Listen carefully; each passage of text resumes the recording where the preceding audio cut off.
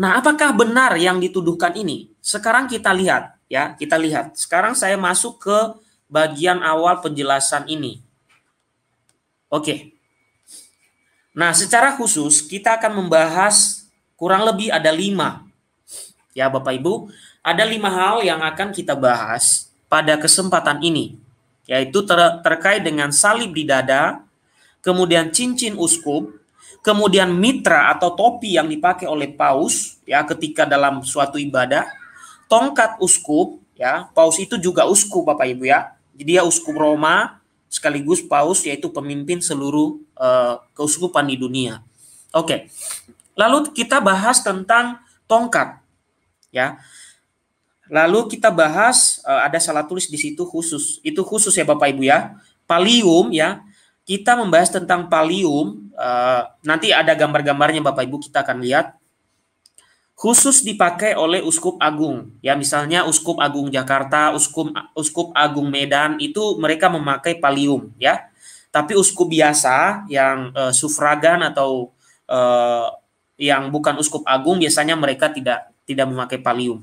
Oke, Bapak Ibu. Setelah kita melihat tuduhan-tuduhan tadi, lalu kita coba melihat satu persatu. Sebenarnya tadi fokusnya adalah di mitra dan tongkat, ya Bapak Ibu.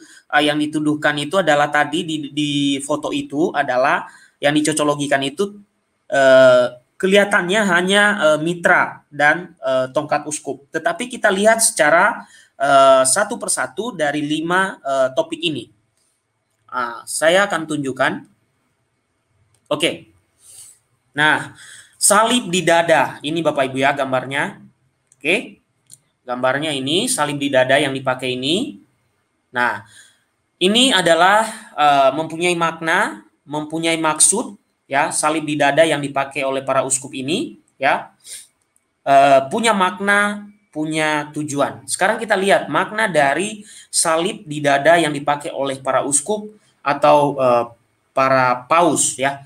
Oke, kita lihat. Apa maknanya? Oke. Ini adalah salah satu makna dari apa yang dipakai oleh para paus atau uskup. Tanda wewenang umum jabatan uskup adalah salib di dada ya, atau crux pectoralis, dan cincin uskup. Nah, sekarang kita fokus pada cincin ya. Dikatakan fokus pada salib maksudnya. Oke, setelah ini baru cincin ya. Pada masa lampau, ya, di dalam salib dada terdapat potongan reliquium dari salib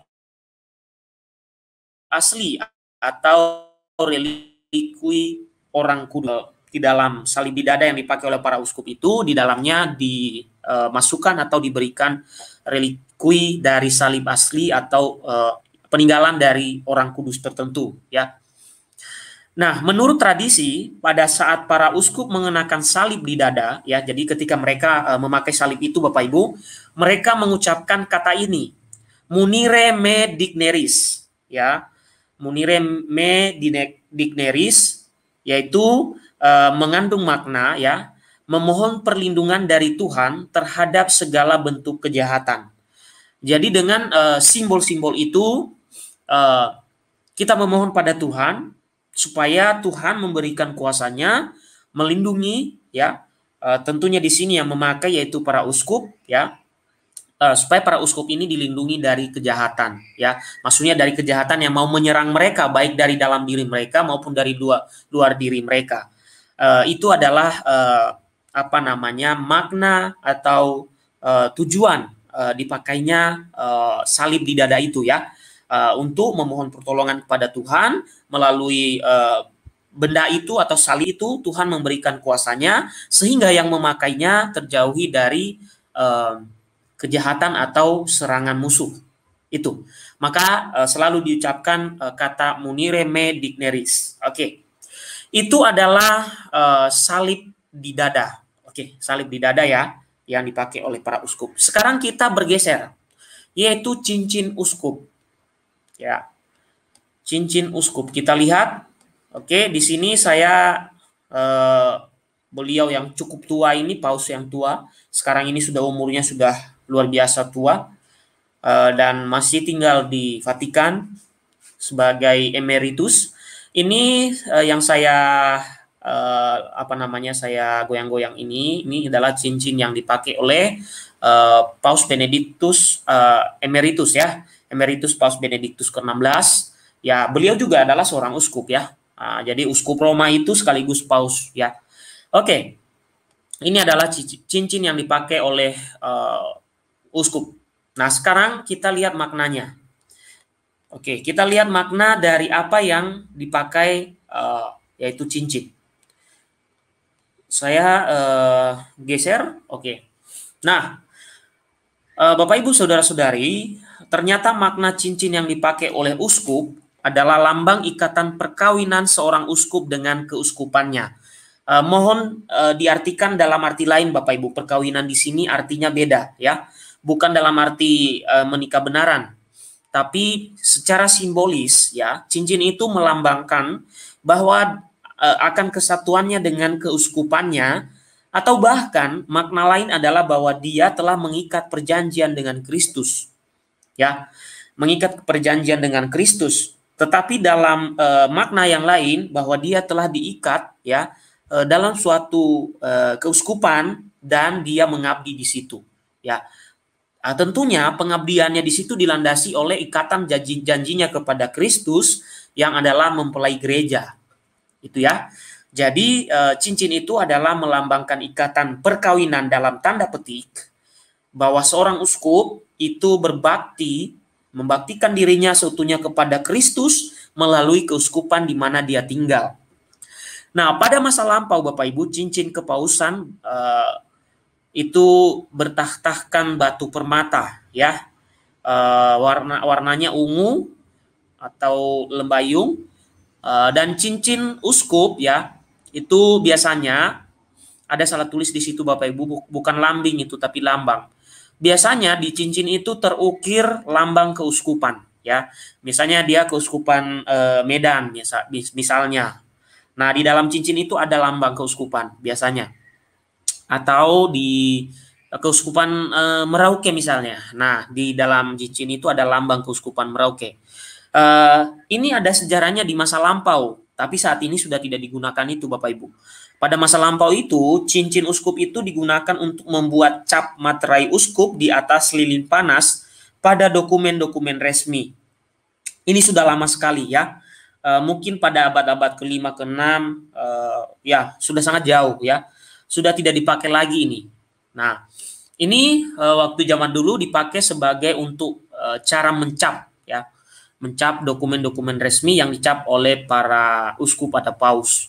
Nah, dalam tradisi Katolik, Bapak Ibu, mungkin Bapak Ibu juga sering melihat ya, orang salaman dengan uskup lalu mencium cincinnya, ya. Ada makna dari apa yang dilakukan itu, ya. Ada makna yang dimaksud. Nah, dalam tradisi Katolik atau dalam iman Katolik, mencium cincin uskup adalah sebagai ungkapan rasa hormat dan indulgensi sebagian diberikan kepada yang melakukannya. Itu yang saya dapatkan dari tulisan yang saya siapkan ini ya. Jadi itu bukan berarti memberhalakan benda-benda itu, bukan. Jadi bukan karena benda itu adalah jimat, bukan. Bukan itu. Tapi kalau dalam iman Katolik ada yang namanya sakramentali. Apa itu sakramentali? Benda-benda itu sudah diberkati, Bapak Ibu ya. Benda-benda itu diberkati dengan doa tertentu, ya. Dan dengan demikian dikuduskan oleh Allah benda-benda itu melalui doa yang disampaikan oleh imam atau uskup, ya. Bukan berarti benda itu adalah pengganti Tuhan atau benda itu adalah sakral seperti jimat, enggak. Tetapi kita tetap menghormatinya, ya, dengan memperlakukannya secara baik. Ya, itu sama dengan kitab suci yang kita punya juga Bapak Ibu. Kan tidak mungkin kitab suci yang kita punya kan kita buang di tong sampah, kan nggak mungkin, ya kan? Atau kita injak-injak gitu ya, nggak mungkin, ya kan? Karena kita anggap benda itu ada sesuatu makna di balik apa yang kita lihat itu, maka kita perlakukan dia secara baik. Itu juga sama dengan benda-benda rohani yang kita punya, termasuk yang dipunyai oleh para uskup dan imam dan juga para umat ya. Makanya dalam gereja Katolik benda-benda rohani itu kalau rusak itu lebih dianjurkan dikuburkan ya, lebih dianjurkan dikuburkan di tanah. Misalnya salibnya sudah hancur atau apa namanya rusak, misalnya udah nggak layak dipakai, ya ada kan salib duduk itu kalau kita berdoa, lalu atau misalnya patung Bunda Maria atau patung Yesus itu rusak, ya sebaiknya jangan dibuang begitu aja, tapi sebaiknya dikubur ya. Sebaiknya dikubur, digali tanah lalu dimasukkan ke dalam itu. Itu ya. Itu yang saya juga baca ya dari sumber iman Katolik. Oke, seperti itu bagian yang kedua ini yaitu cincin. Nah, sekarang akan masuk kepada apa yang dituduh ya.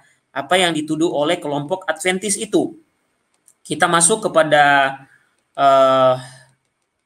bagian ini adalah mitra. Oke, saya belum hapus ini tadi Bapak Ibu ya. Karena saya sudah berikan judulnya masing-masing. Oke, ini adalah mitra Bapak Ibu ya.